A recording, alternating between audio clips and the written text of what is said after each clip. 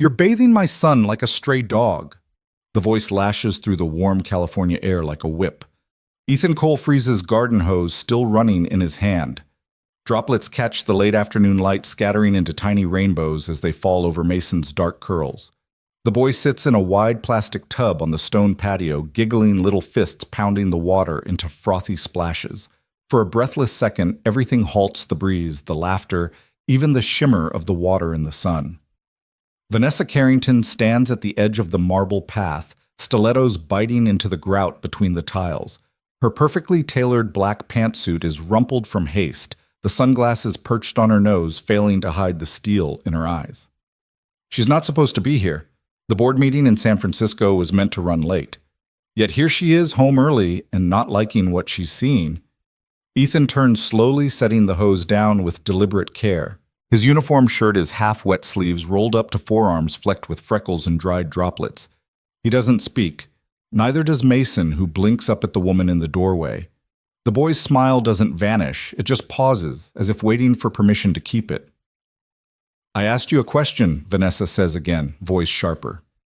Ethan stands to his full height, meeting her gaze with a calm that only deepens her irritation. "He got muddy," he answers simply. "He was playing, and your first thought was to drag him outside and spray him down like..." She breaks off, hand slicing the air. "Like this." Mason laughs again, oblivious, sending a fresh wave of water over Ethan's pants. Ethan doesn't even look down. "I didn't drag him anywhere. He asked for water time. He laughed, Ms. Carrington." He laughed. Vanessa's jaw tightens. "My son had music therapy at 3, structured play at 4. I come home to find him half naked in a plastic bin while my janitor plays summer camp." "You came home early," Ethan replies evenly. "That's not the point." "No," he says. "But maybe it's the problem." Her eyes flash. "Excuse me." Ethan crouches beside Mason again. The boy reaches up, tiny fingers hooking around one of his shirt buttons. Ethan's voice softens. "You know what he told me when I filled this tub? Daddy used to fill water here. No more water time. Mommy doesn't like mess." Vanessa flinches almost imperceptibly. "I didn't plan this," Ethan continues. The upstairs water was off for pipe work. He was already muddy. Sun was out, hose was near, and he wanted to laugh. Mason holds up a plastic dinosaur. "Rawr," he whispers to his mother, offering it like a peace treaty. It doesn't work. "Mr. Cole," Vanessa says coolly, "you're here to clean floors, not parent my child." And yet Ethan replies, gaze steady, "You left him with me." The silence that follows is sharper than her words. She hates that it stings. Ethan wraps Mason in a towel with the ease of someone who's done it before. The boy leans into him without hesitation. Vanessa notices and hates noticing.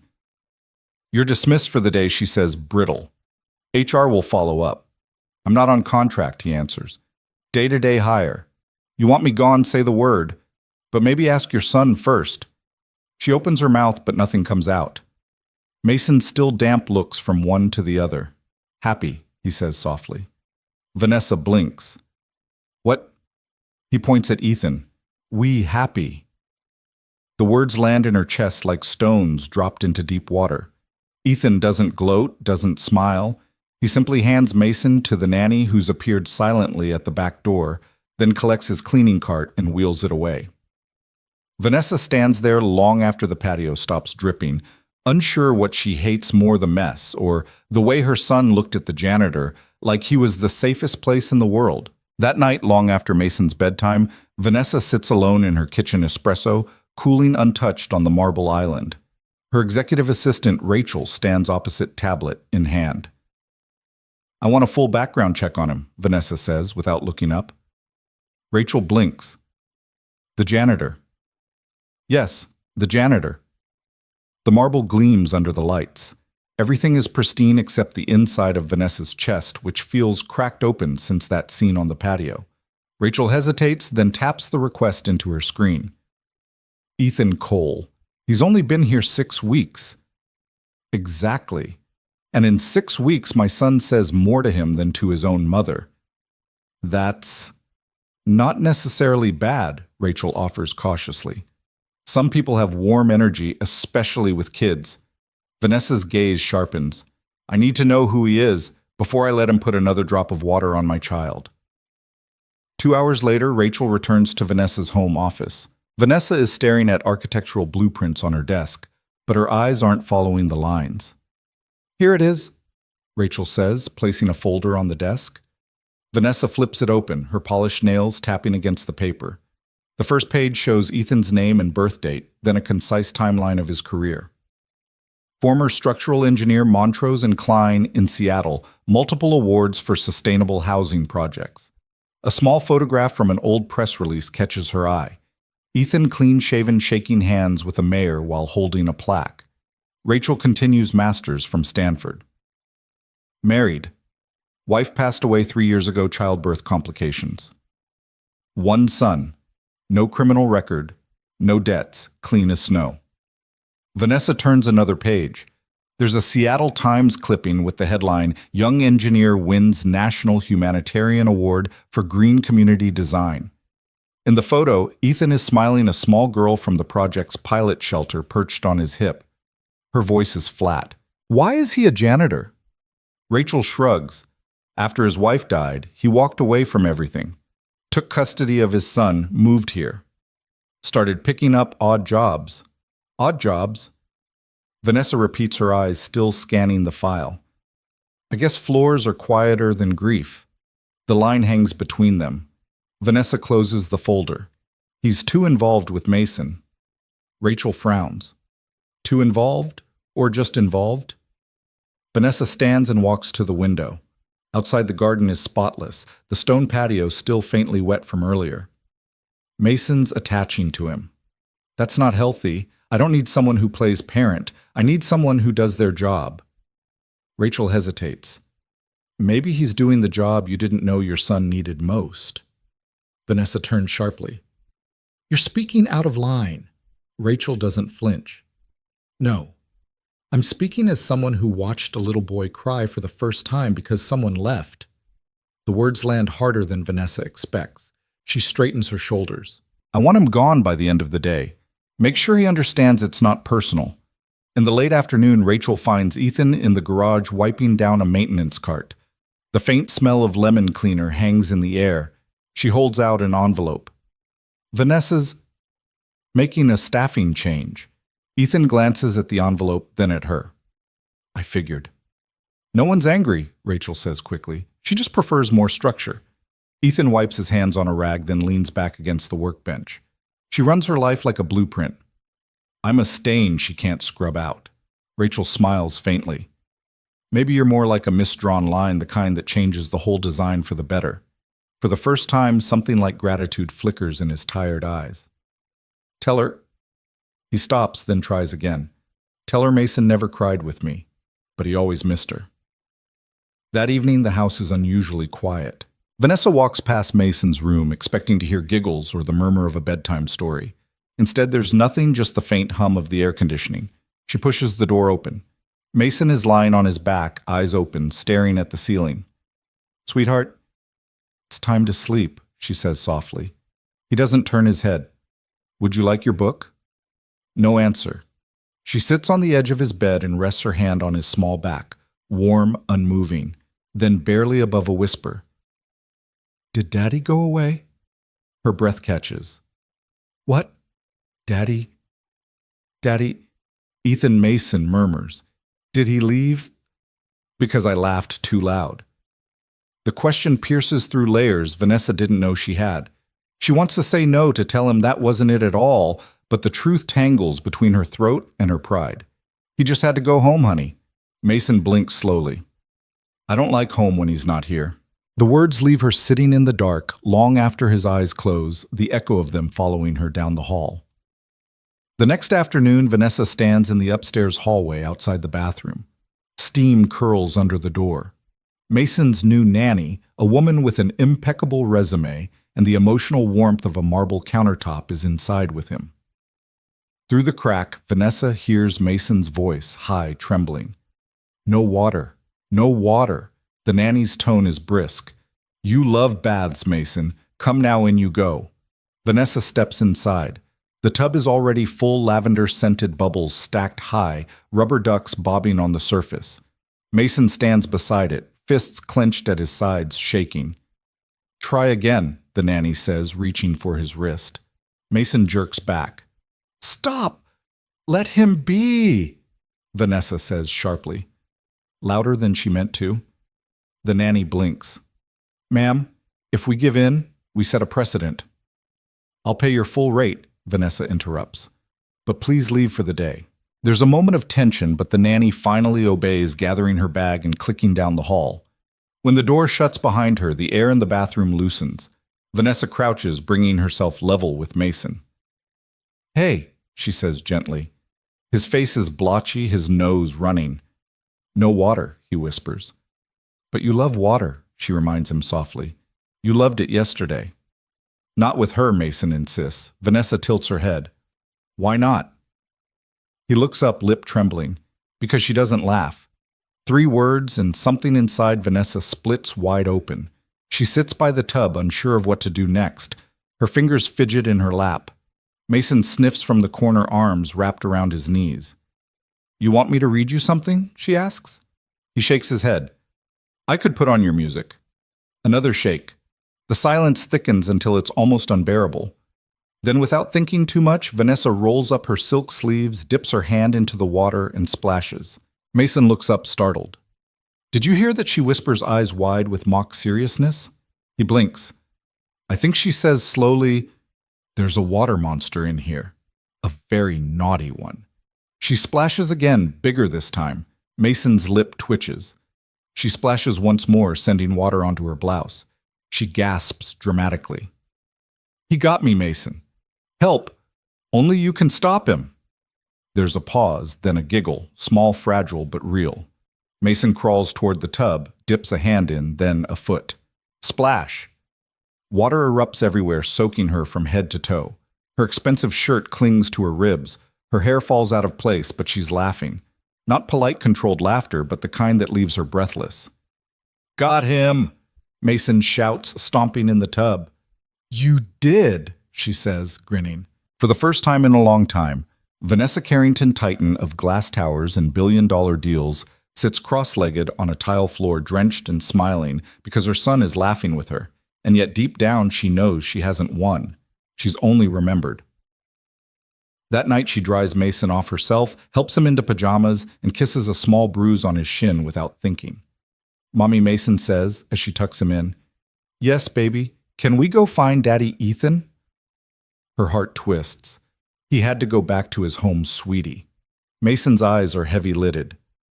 "Home is where people wait for you," he murmurs. "I'm waiting here."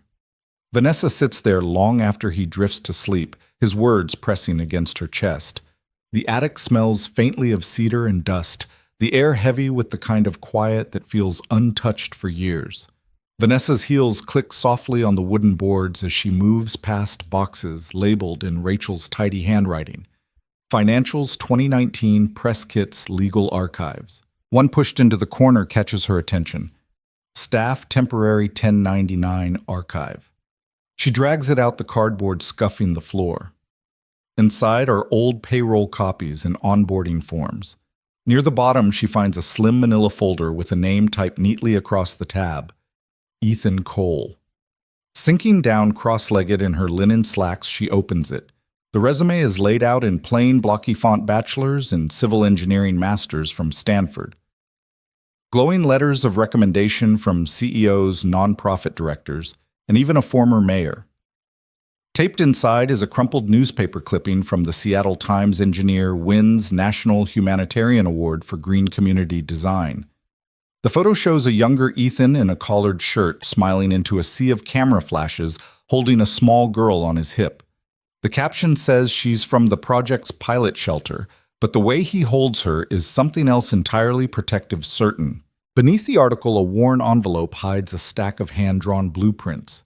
The first is for a community center shaped like a semicircle, its courtyard framed by trees and curved benches like open arms, rainwater harvesting tanks, reading nooks, sand and water play areas, all labeled in his neat handwriting. At the bottom, "If we build like children deserve to be happy, the world might finally listen."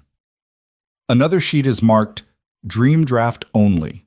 This one is personal, A modest house with one master room, one child's room, a central kitchen flooded with light, and a wraparound porch. Below the title box, "For Laura, for who we would have become." Vanessa exhales slowly. This isn't a janitor. This is a man who once designed futures. The next afternoon, Vanessa pulls into a quiet street lined with faded fences and chalk drawings on driveways.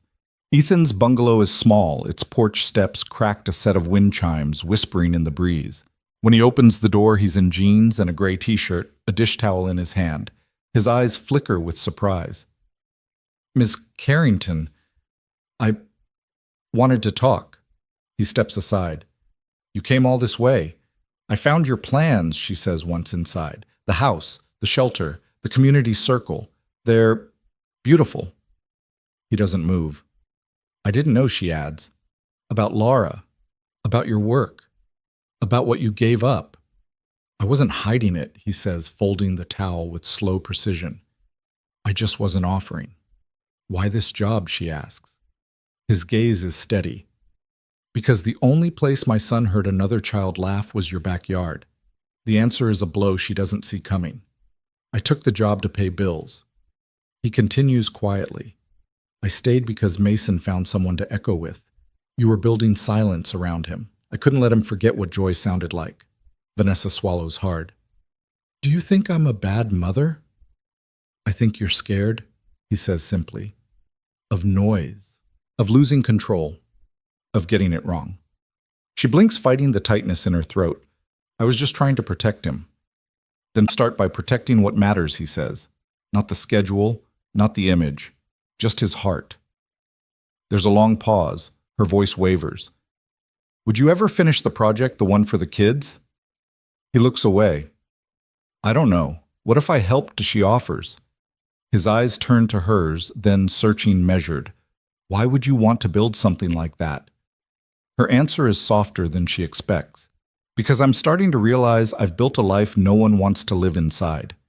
The storm comes in sudden, heavy-handed sheets, hammering the glass panels of Vanessa's sunroom and turning the ivy on the walls into dripping curtains.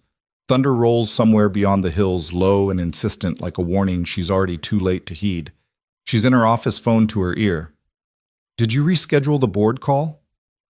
"Yes, ma'am," Rachel replies. There's a pause. "But there's another issue." Vanessa's brow tightens. "What issue?" "Mason's not in his room." Vanessa straightens. "What do you mean, not in his room?" "I mean—" Rachel's voice drops. "He's outside. In the rain." The phone slips from Vanessa's hand, bouncing off the armchair as she's already moving. The backyard is chaos, water pooling across the patio, concrete slick under her heels, rain blurring everything into a smear of silver and green. She spots him under the table, knees tucked to his chest, hoodie soaked through small body trembling. She drops to her knees beside him, pulling him into her arms. "Mason, what are you doing out here?" His lips are tinged blue. "Water time," he murmurs, "waiting for Daddy Ethan." The words tear something clean in two inside her. She scoops him up and runs for the door, shouting for towels, blankets, "Call the doctor now." By evening, the fever sets in. Mason's cheeks burn against her palm, his small hand limp in hers. The pediatrician's voice is calm but grave. "Watch him tonight. Stay close." She sits beside his bed machines, humming softly in the background. Rachel slips in with a tray of soup, setting it down untouched. Vanessa's voice is low, like admitting it too loudly would make it worse. "He went looking for him. For Ethan. He thought he was coming." Rachel nods gently.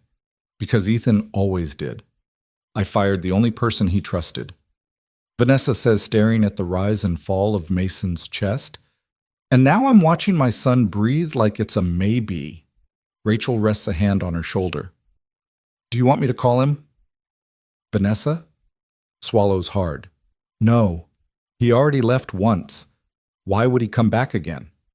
Rachel doesn't answer, but Vanessa can see in her assistant's eyes that she's wrong. He would. The night stretches thin and sleepless. Vanessa sits with her head resting on her arm, Mason's damp curls tangled under her fingertips. Across the hall, the blueprints Ethan once drew are still spread out on her desk, one folded neatly. The small house with the wraparound porch. She's memorized every inch of it. Her eyes drift back to Mason's pale face.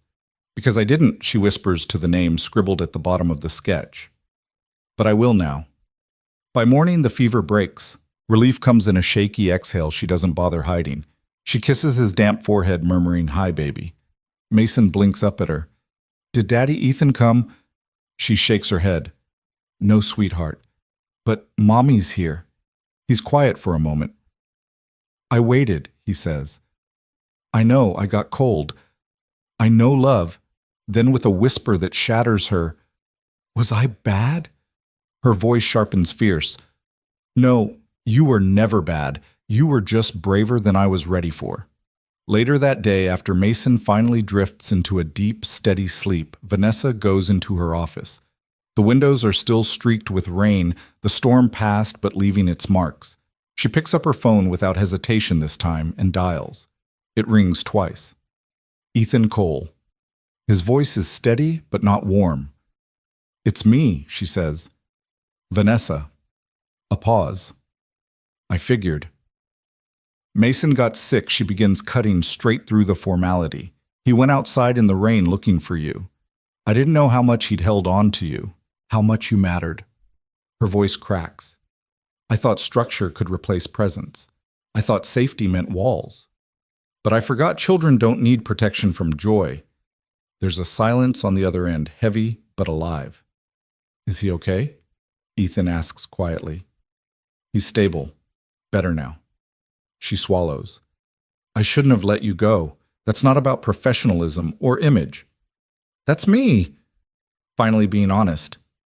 He's quiet for a beat, then says, "I didn't stay for you. I know, I stayed for him."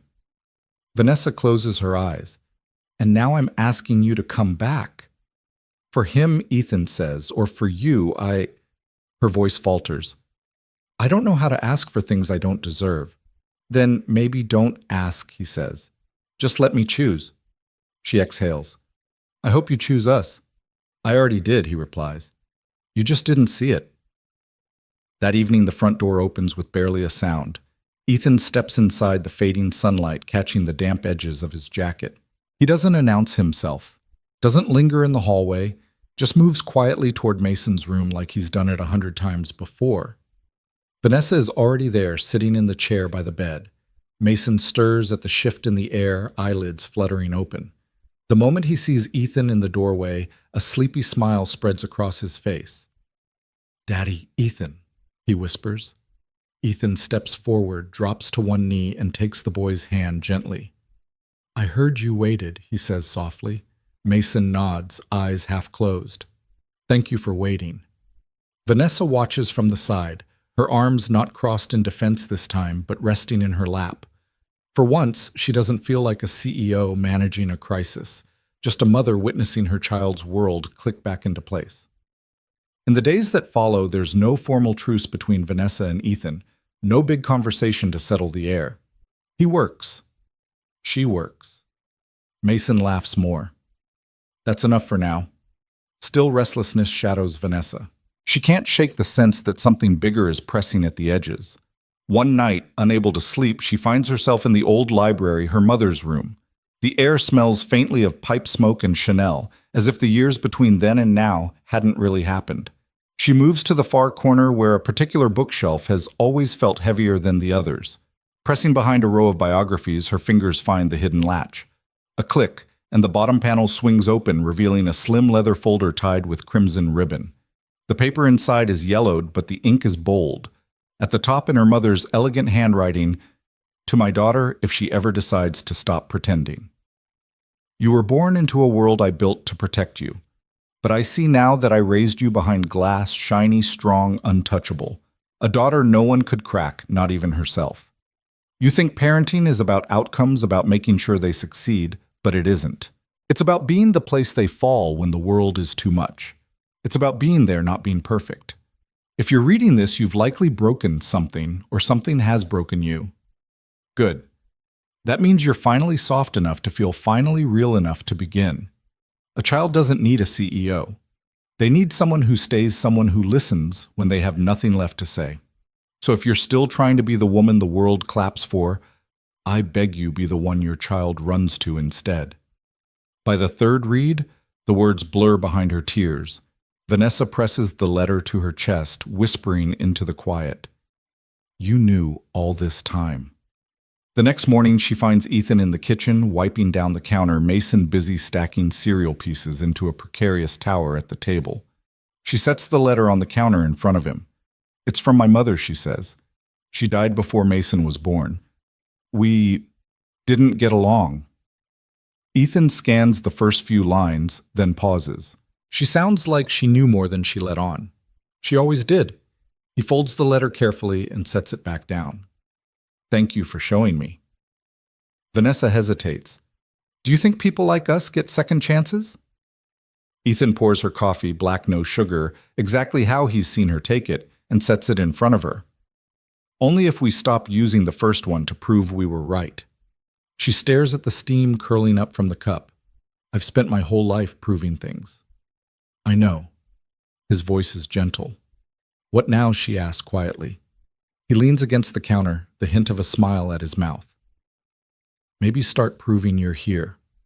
The lot looks smaller than Vanessa imagined.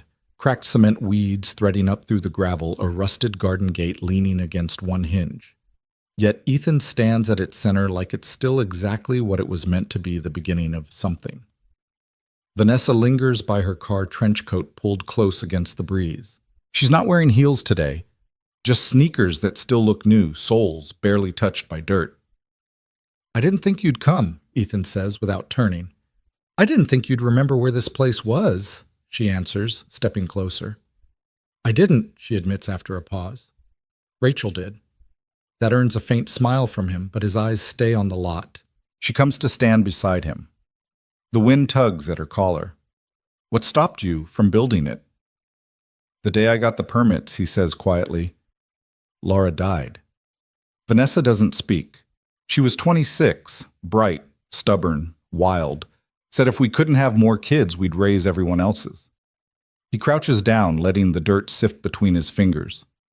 I brought our son here when he was 3 months old, stood right in this spot, and whispered to the ground, I'm sorry. Sorry for what? For surviving. For folding the dream instead of carrying it. The wind picks up, rustling a candy wrapper across the gravel. Vanessa crouches beside him, resting her hand lightly on the blueprint case slung under his arm. Unfold it, she says. He glances at her. You said yourself, she continues, this place was drawn with love, pain, and hope. That's exactly the kind of foundation it needs. He doesn't answer. Instead, he stands and unrolls the plans across the hood of her car. The paper edges curl in the breeze, but the vision is still clear. Rooms shaped like open arms, curved walls to soften corners, sunlight streaming into every space. Vanessa traces a line with her finger. You built this for children who don't get to be children, he says. She looks up at him, something unspoken in her eyes. Then let's make sure this time they do. By noon, they're both working. Ethan measures ground lines and recalibrates where the garden wall should shift. Vanessa holds stakes sketching adjustments with him, her white button-down smudged with dirt. You're not afraid to get dirty, he says, glancing at her shirt. I've spent years in clean boardrooms building cold empires, she replies. Turns out mud is healing. Careful, he teases. That almost sounded poetic. Don't get used to it. They fall into an easy rhythm hammer measure mark until she suddenly stops looking down at her hands. They're shaking, she says. He walks over, taking her fingers gently. You're not used to labor. Give it time. She shakes her head. That's not it. I'm scared. Of what? She glances toward the lot, the open sky, the exposed possibility of it all. I'm scared this isn't enough, that it's just another project, that it won't heal him. Or me. Ethan's voice drops. Healing doesn't come from the roof or the walls. It comes from who stays inside them. Her eyes glisten. What if I still don't know how to stay? Then start small, he says. Stay for the next conversation, the next splash, the next laugh. He lets go of her hand, smiling faintly. You don't build a home in one day. You build it moment by moment. A small red hoodie comes bobbing down the dirt path, Mason's boots splashing in a leftover puddle. Rachel trails behind a paper bag in hand, waving from a distance. Mom Mason shouts, breathless with excitement, "Why are your pants dirty?" Vanessa wipes her brow with the back of her wrist, leaving a streak of mud across her cheek. "Because I helped Daddy Ethan dig a foundation." "You digged?" Mason's eyes go wide. Ethan crouches down to meet him. "We dug Buddy." Mason grins. "Can I help dig too?" Vanessa glances at Ethan. There's a brief pause, then she nods. "Absolutely." Rachel sets the bag down on the tailgate of Ethan's truck, pulling out sandwiches. Fuel for the construction crew. Her eyes drift between Vanessa's mud-smeared shirt and Ethan's matching dirt-caked boots, a small smirk forming. "Who are you?" she teases. Vanessa arches a brow. "Someone under reconstruction." Rachel chuckles. "It suits you." They eat sitting on overturned buckets, Mason wedged between them. He keeps scooping at the dirt with his little plastic shovel, convinced he's making the deepest hole in the world. As the sun lowers, long shadows stretch over the bare ground. Vanessa stands with Ethan, watching Mason chase a butterfly across the lot. "This is the first time I've built something without expecting applause," she says quietly. Ethan studies her face. "How does it feel?" She doesn't answer right away. It feels true. They walk toward the truck together, the sounds of Mason's laughter floating behind them. "You once said you stayed because my son laughed in my backyard," she says. He nods. "Yes." "Well," she adds, "meeting his eyes today, I laughed in yours. That's why I'm staying." For a moment, neither of them speaks. The air between them feels different, lighter, but grounded. By the time they leave, Mason is asleep in the back seat, clutching his plastic shovel like treasure. Vanessa drives, glancing in the rearview mirror at his peaceful face. She realizes she isn't thinking about board meetings, quarterly goals, or the image she spent years curating. All she can think about is the dirt still under her fingernails, and the way laughter sounded on that lot. Late the next morning, Vanessa stands barefoot in the sunroom, a mug of tea cooling in her hands. Outside, Mason is on the lawn with the garden hose, water arcing high into the air before splattering down in a glittering spray. "Watch this," he yells, aiming the stream toward his sneakers. The jet catches his foot, and he squeals, stumbling backward into the grass, laughter spilling out of him in bright, unguarded bursts. Ethan stands a few steps away, arms crossed, letting Mason figure it out without rushing in. When the boy catches his breath, he calls out, "Daddy!" "Ethan, look." The words land in Vanessa's chest like a stone dropped in still water, but to her surprise, there's no sting, just a steady warmth. That evening, Ethan comes in through the back door. Shoes muddy, shirt still damp from the hose. Vanessa is at the kitchen counter, chopping vegetables with surgical precision. "You heard him," Ethan says, leaning against the doorframe. "I did. Did it hurt?" She sets the knife down and meets his eyes. "No." That's what surprised me. A pause. "Does that make me weak?" He shakes his head. "No. It makes you brave." She exhales slowly. "I've spent so long trying to be everything for him. Mom, dad, guardrail, teacher, therapist." Ethan shrugs lightly. Sometimes kids just want someone who'll sit in the mud and hand them worms. Despite herself, Vanessa laughs. "That's oddly specific." "Because I've done it," he says. Her smile fades into something softer. "You didn't fail him, Vanessa. You carried him through the hardest part. You just forgot you're allowed to pass the baton." She looks down at the cutting board. "What if I don't know how to let go?" "You don't have to," he says. "You just have to let him reach for someone else without thinking it's because you weren't enough." Later that night after Mason's bath, Vanessa tucks him into bed. "Did you have fun today?" she whispers. He nods. "Daddy Ethan is funny." "He is," she agrees. He tilts his head. "He's not my real dad, right?" Her hand stills on the blanket. "No, sweetheart. You had a dad, but he didn't stay." Mason is quiet for a long beat. Then softly, "But Ethan stays." Vanessa's throat tightens. "Yes," she says. "He stays." Downstairs, Ethan is rinsing the dinner dishes, the sound of running water, steady and unhurried. Vanessa steps into the kitchen, leaning against the counter. He asked about his real dad, she says. I told him the truth that he left, but I told him the most important part too. What's that? Ethan asks, drying his hands. That you stayed. Ethan's jaw works for a moment. I never wanted to replace anyone. I just wanted him to feel chosen. Her voice catches. You did more than that. You reminded him what it feels like to be safe and free and allowed to laugh. She swallows. You reminded me too. He studies her face for a moment, then says quietly, You know why kids laugh the most when they feel seen?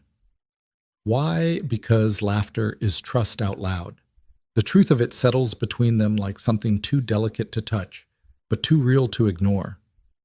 The sun is barely above the horizon when Vanessa steps onto the foundation site. The air smells faintly of fresh earth and sawdust, the cement still smooth under her sneakers. Ethan is already there, sitting on an overturned bucket sketchbook balanced on his knee, coffee in hand. A pencil is tucked behind his ear like it belongs there. You're early, he says without looking up. Couldn't sleep, she replies, stepping closer. He nods like he understands, because of course he does. Ethan, she says, voice steady but unsure, I want to help with this. Not just write checks, I mean, from the ground up. He glances at her. You want to help build a children's center? I want to build a home, she corrects. For more than one child, for more than one story. He watches her for a long moment, as though he's reading blueprints she hasn't shown him yet. Why? She doesn't hesitate. Because somewhere between my name on Forbes and the echo in my house, I forgot what real living sounds like. And now I remember it's Mason's laugh. It's him saying, Daddy Ethan, without me feeling like I've lost something. Are you asking to be part of the build? He says finally. I'm asking to be taught. Ethan sets the sketchbook down. Would you take direction from me? She blinks. Excuse me. This project needs humility, he says plainly. It needs someone who's not afraid to get dirty, to get it wrong, to get lost. Someone who won't run the first time the walls don't hold. Her chin lifts. You think I'll run? I think you've been running your whole life, he says quietly. The words hit harder than she wants them to. I want to stay this time, she says, voice low, but I need help learning how. He studies her for another moment, then nods.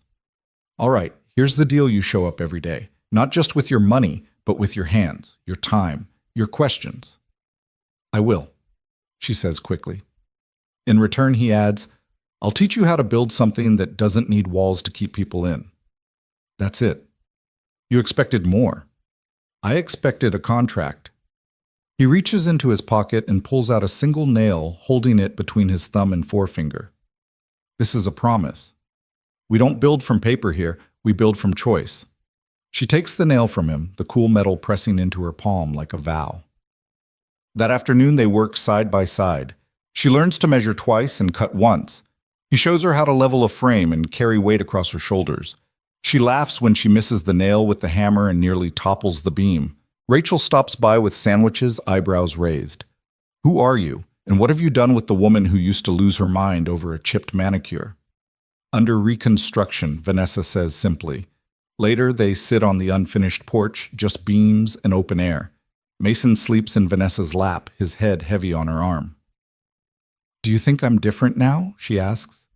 Ethan doesn't answer immediately. You're becoming someone new, he says. That's better than being different. Vanessa looks down at her son.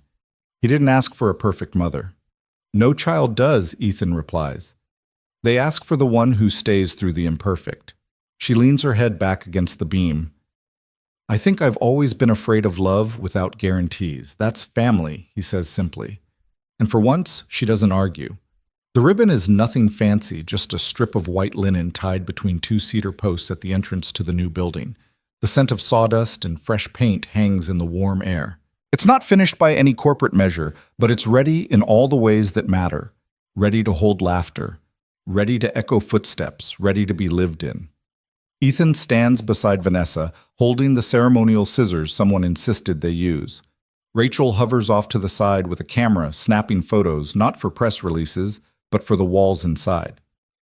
This story doesn't need headlines, it needs memory. Mason sits cross-legged on the porch steps, swinging his legs and grinning like he owns the place. Vanessa glances at Ethan. It doesn't look like the original plan. He smiles faintly. That's because somewhere along the way the plan changed. For the better, she says. For the real, he corrects. She turns toward the path lined with flower beds freshly planted by the neighborhood kids who will soon fill this place with noise. She inhales the mingled scents of soil and pine. I used to build houses to sell them, she says quietly. Now, I build them to fill them. Ethan's expression softens. You're not the same woman I met months ago. I'm still learning, she admits. He hands her the scissors. Then let this be your first finished lesson. For a moment, she hesitates. Letting go of things is still something she struggles with, but then she smiles and snips the ribbon. The linen falls to the ground like a quiet exhale. The crowd claps, not loud, not staged, just warm. Rachel wipes at her eyes behind sunglasses. Mason claps the loudest. Can I go inside now? Vanessa laughs. Yes, sweetheart. Go explore. He bolts through the door arms out like wings. Inside, sunlight pours through skylights, landing on soft couches. Bookshelves low enough for small hands and a mural in bright paint that reads, You're safe here. Vanessa walks the rooms with Ethan, her fingers trailing the doorframes. This feels like somewhere I would have needed as a child. That's how I designed it, he says. They stop in the main room, a circle space with shelves of books and a small stage built from reclaimed wood. On the back wall, a cork board is covered in photos from the Build Vanessa hair, wild and covered in paint. Ethan teaching Mason to hold a level, Rachel hauling bags of soil. Vanessa reaches into her tote and pulls out a folded sheet. She pins it in the center of the board. Ethan leans in. It's a blueprint, but not of the building. The title reads, The Blueprint of a Family. Beneath the heading are simple sketches, a hand reaching for a smaller hand, a cup of coffee shared at sunrise, a scraped knee being kissed, a cracked voice saying, I'm sorry, a child laughing, a man staying, a woman letting herself be loved without permission. Ethan stares at it for a long time. This is better than anything I ever designed. You helped me draw it, she says. He turns to her, his eyes steady. You lived it. That evening, after the small crowd is gone and the porch lights flicker on, the three of them sit on the steps sharing foil-wrapped sandwiches. Mason leans against Vanessa's shoulder, already drowsy. Can we live here too? He asks softly. We do in a way, she says. Our hearts do. Mason points at the corkboard through the open doorway. That pictures us. All of it is, Ethan says with a small smile. Vanessa glances at him. I never said thank you. For what? For not walking away the second time. He shakes his head. It was never a second time. Just a pause. I waited until you were ready to walk with me. Vanessa looks down at her son, and now Ethan reaches over his hand, closing around hers. Now, he says, we walk forward. Weeks pass and the center grows not in square footage, but in heart. New children arrive with shy eyes and leave with louder laughs. Stories are shared in reading corners. Walls get drawn on with chalk. Mistakes are made and forgiven. Vanessa spends her mornings barefoot in the garden, snipping lavender dirt under her nails. She's no longer surprised by it. From the far end of the flower beds, Mason's voice rises in a rush of excitement. Mom, Daddy. Ethan found one, a big one. She looks over to see Ethan kneeling beside him, both crouched over the soil, inspecting a fat, wiggly worm like its rare treasure. Mason bounces on his heels, jeans smudged with mud. Can we name it? He shouts. Only if you promise not to bring it inside this time, she calls back. Ethan glances over his shoulder with a smirk. No promises. Later, they sit on the front steps for lunch, peanut butter sandwiches, orange slices, and lemonade in a mason jar. Mason insists on sitting between them like a bridge. Neither is willing to cross, but both are happy to share. I heard we're getting a piano next week, Vanessa says, sipping from the jar. Donated by a retired music teacher, Ethan replies. She said it's seen more mistakes than a math textbook and still sings. Sounds like all of us, Vanessa says with a small smile. Mason wipes jelly from his chin. And we're loud. That's what matters, Ethan says, and they all laugh, the kind of laugh that comes from knowing you've made it not out of the fire, but through it together. That evening, after Mason falls asleep in a pile of coloring books and toy trucks, Vanessa and Ethan sit on the back porch watching the sun slip into orange.